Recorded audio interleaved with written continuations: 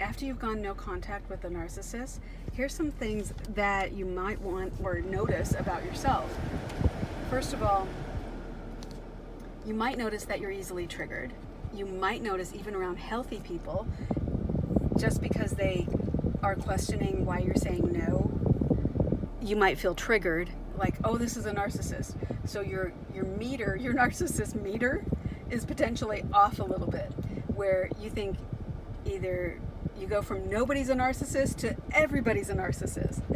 It's because you're picking up on all these things, and it doesn't mean just because someone questions your boundaries, it doesn't mean they're a narcissist. So you might find that that's a little off, and you have to kind of be willing to see in the moment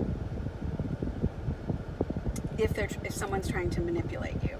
All right, so the next thing you might notice, besides being easily triggered, is you are hopeful that the next career, the next person, relationship, whatever, will be different, but you might notice that you just attract narcissists, mainly because it's familiar.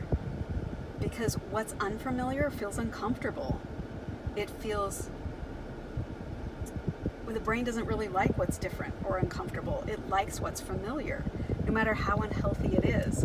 So what you might discover is that you feel that you're a magnet for a narcissist, and then you're questioning, why is this happening? Well, just know that you have to be willing to be uncomfortable and develop some new friendships with people who are probably not narcissists. All right, so you get that.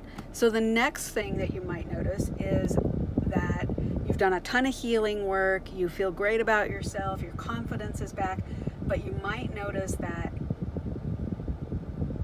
someone you work with, or someone in your field, or someone you interact with is a narcissist, and you don't know what to do, where you feel like, well, I don't want to leave this position, I don't want to, I interact with this person in my business or whatever. So it's learning techniques that can help you navigate working through a narcissistic experience. So when you understand and use these tools like gray rocking, which means you don't react even though they're trying to get you triggered, when you can react later, but in other words, you don't let the narcissist, when someone's trying to get you to be upset and you refuse to be upset in front of them, that gives you power. It's not that you're denying your feelings, it's saying that gray rocking is a way of becoming really boring, so the narcissist kind of goes off and finds other supply. You might also notice, as you're recovering from a toxic experience or a narcissistic relationship, that I've seen this pattern in my clients, where the one thing that they say that they want is confidence. And their reason for confidence is when they get confidence back in their life, then they will be able to make the narcissistic relationship work. They'll be able to take more abuse. They'll be able to lose weight and then be more lovable.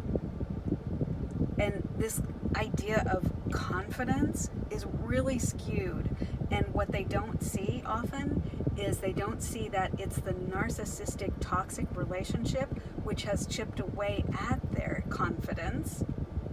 And the reason that they see themselves as used to have confidence, but they don't now, is because of the toxic relationship or that toxic experience.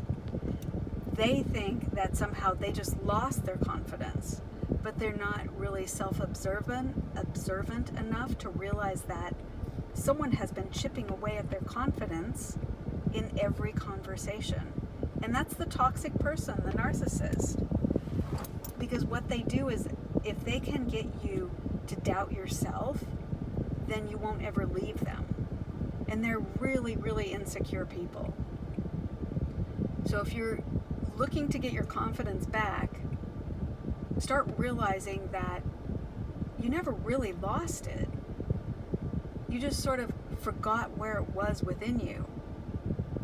Because someone told you, or through their actions or their words, essentially told you to not pay attention to that, or to not value that, or to not, even just someone telling you you're not confident. People who are in toxic relationships will believe it instead of questioning it and saying, no, I am confident.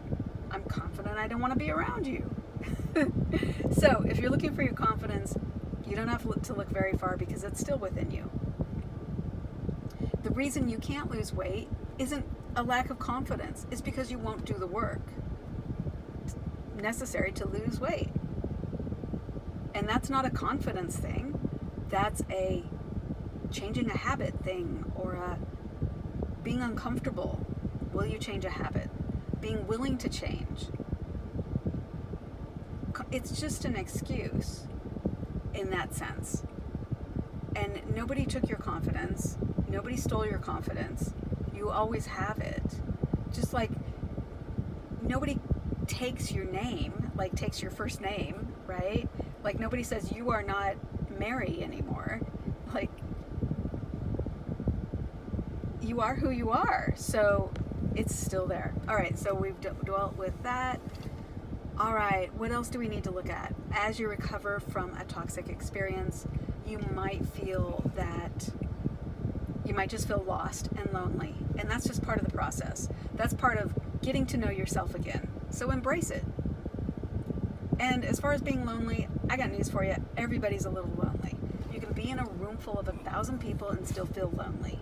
So quit dwelling on that and stop feeling sorry for yourself, and realize that this is you finding you, and you need to be alone with yourself to do it. Take good care of yourself. Practice great self-care.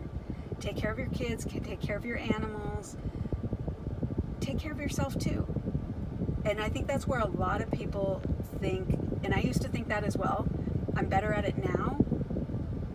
I'm better at doing self-care now, spending time meditating, spending time going for walks, whatever it was, being more in the moment. So I'm enjoying it as well, like walking my dog, instead of seeing it as something I had to do, seeing it as a time that I could be out in the sunshine and enjoy spending time with him. And I think that a lot of people feel that self-care is optional, and it's not, because if you notice when you don't feel great about yourself, it's probably because you haven't really been checking in with how you feel about things and adjusting. So I hope this video helps you. Be well, my friends.